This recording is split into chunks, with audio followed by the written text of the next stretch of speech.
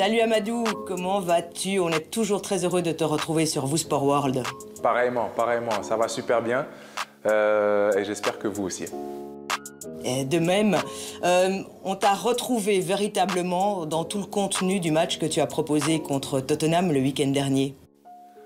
Oui, c'était un match assez compliqué dans le sens où les enjeux sont très gros. On savait qu'on jouait un gros coup à la maison contre une équipe remaniée de Tottenham qui pour le coup a bien fait parce qu'ils ont gagné l'Europa League hier soir. Mais voilà, c'est de bonnes sensations de vraiment retrouver les terrains à 100%.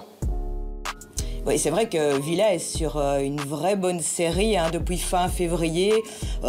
Certes, il y a eu 2 défaites, mais il y a surtout cette belle série de victoires qui vous permet d'être là, prêt à sauter et à saisir sur l'occasion qualification Ligue des Champions. Oui, non, clairement, on termine la saison très très fort. Je pense que ça n'a jamais été fait en une saison. Je pense que c'est 32 ou 33 victoires cette saison, le record du club. C'est vrai qu'on est sur une bonne dynamique et j'espère que ça va continuer comme ça pour le match à venir. Et donc on va vivre un week-end très particulier en Angleterre avec ce paquet d'équipes. On va englober City, évidemment, Manchester City, 3e. Donc vous êtes à 5 sur 3 points et si on réduit même à 4 sur 1 point, que va-t-il se passer, Amadou? Je sais pas. J'aurais bien aimé avoir une boule de cristal et pouvoir vous le dire. C'est vrai que ça va être un finish assez intense. Maintenant, on sait ce qu'on a à faire, c'est aller à United et gagner ce match pour pouvoir espérer une place en Champions League l'année prochaine. Oui, et donc vous sortez d'une rencontre et d'une victoire face à Tottenham. Vous rencontrez l'autre finaliste de l'Europa League, les 2 patients anglais, vu leur mauvais classement. Comment envisager cette rencontre face aux Red Devils? Ouais, je pense que c'est un gros coup dur pour eux. Je pense qu'ils font une saison voilà, qui est pas ce qu'ils espéraient. Maintenant, nous, on doit s'attendre à la meilleure équipe de United parce que ça reste quand même des top joueurs et on sait qu'ils peuvent performer à un top niveau et ils auront à cœur de bien faire pour la dernière à la maison. Donc on doit vraiment bien se préparer et ne pas prendre les choses à la légère. Oui, et puis capitaliser sur toutes les grosses rencontres et grosses performances que vous avez faites face aux meilleurs de la Ligue. Oui, surtout. Je pense que dans les gros matchs cette saison, ça a été plutôt pas mal. On en a gagné beaucoup, notamment contre City à la maison ou ce genre de choses. Mais voilà, comme j'ai dit, ça ne va pas être facile. Je m'attends à une équipe de United qui va tout donner. Donc, faut vraiment être prêt.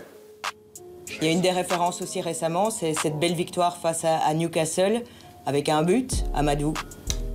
Oui, avec un but qui est pas mal. Voilà, généralement, on me dit de ne pas tirer, mais là, je pense que j'ai bien fait. Oui, ça fait plaisir, c'est un aspect de mon jeu. Je l'ai dit en début de saison que je voulais développer, marquer plus de buts et apporter un peu plus à l'équipe en termes de stats. Et je pense que malgré les blessures de cette saison, ça m'a bien réussi. Oui, donc là, on est sur la boucle de ce qui s'est bien passé. Est-ce qu'il y a quand même sur le cœur, restera cette élimination en demi-finale de FA Cup? Oui, elle fait mal. Ça fait mal de voir les coéquipiers perdre 3-0 comme ça à Wembley. Je pense que quand vous jouez la demi-finale, vous avez vraiment qu'une chose en tête, c'est de vous qualifier pour la finale et essayer d'aller chercher un trophée majeur pour cette équipe parce que ça faisait longtemps. C'est dommage, ça fait mal, mais ça donne du boost, de l'énergie pour pouvoir revenir la saison prochaine encore plus fort. Oui, surtout que votre manager, Unai Emery, c'est Monsieur Mister Coupe. Donc, à un moment, ça va passer, non, avec Aston Villa? Je l'espère et j'espère que ça va passer en tant que joueur d'Aston Villa aussi. J'ai envie de gagner des titres ici, de gagner des trophées. Et voilà, comme vous l'avez dit, on a, je pense, un expert en la matière qui a gagné énormément de compétitions européennes. Donc je pense qu'on peut lui faire confiance sur ce coup-là. Il vous prépare spécialement par rapport à ces matchs-là? Comment est-ce qu'il série les compétitions, Unai Emery? C'est simple, il nous le rappelle très souvent qu'il veut gagner quelque chose ici et que c'est la raison pour laquelle il est venu dans ce club. C'est quelqu'un qui travaille vraiment très minutieusement, beaucoup dans le détail, beaucoup de séances vidéo, etc. pour le moment, ça marche, ça lui réussit, donc on ne se plaint pas. Les retours sur les grandes performances. Alors, c'est pas passé ce soir-là, mais est-ce qu'on n'a pas vécu un match d'anthologie pour le match retour face au PSG? Je pense que c'est un de vos matchs référence aussi et ceux que vous garderez longtemps en mémoire. Bien évidemment, on y a cru jusqu'au bout.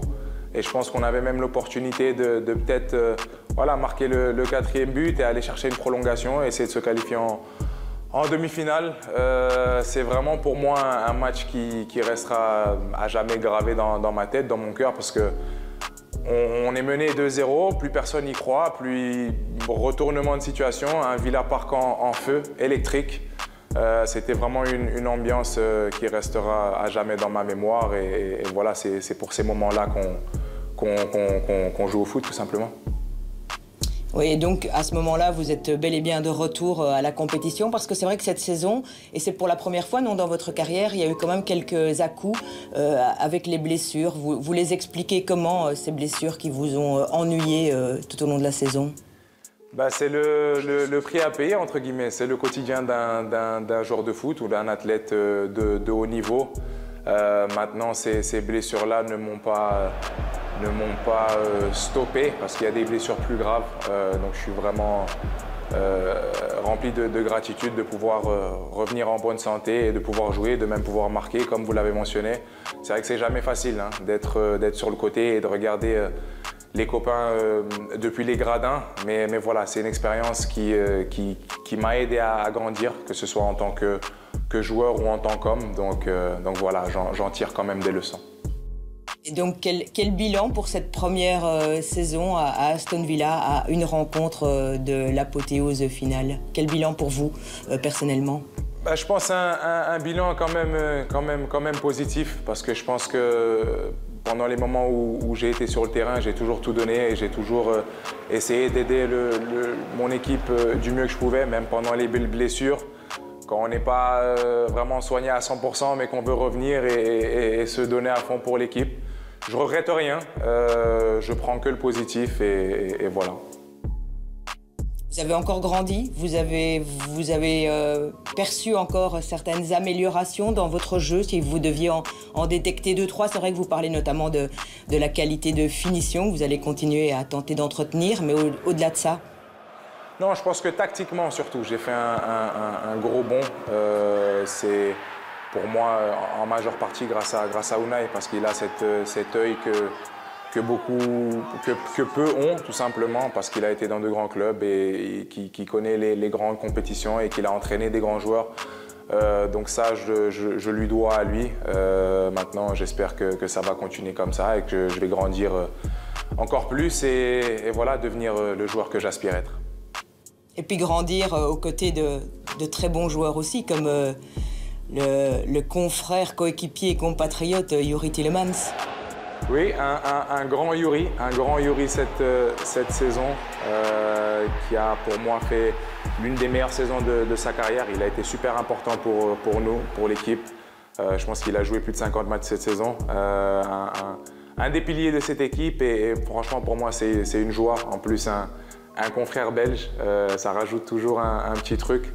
Mais non, voilà, c'est quelqu'un que j'admire beaucoup et de qui je peux aussi apprendre. Et une dernière question sur Villa Park, sur l'ambiance, parce que vous êtes l'ambianceur aussi auprès des fans. On adore ces célébrations de fin de rencontre. J'espère que je vais pouvoir en faire encore plus de victoires. Ouais, c'est une ambiance très particulière. C'est un des meilleurs stades dans lesquels j'ai joué, j'ai évolué. Franchement, faut le vivre pour le comprendre, mais c'est exceptionnel. Un grand merci Amadou, on vous souhaite le meilleur. On vous retrouve avec les Diables aussi au mois de juin. Normalement, oui. Très bien. Merci. Bonne dernière rencontre et tout le meilleur pour l'accès à la Ligue des Champions, on l'espère, pour Villa. Merci beaucoup, prenez soin de vous.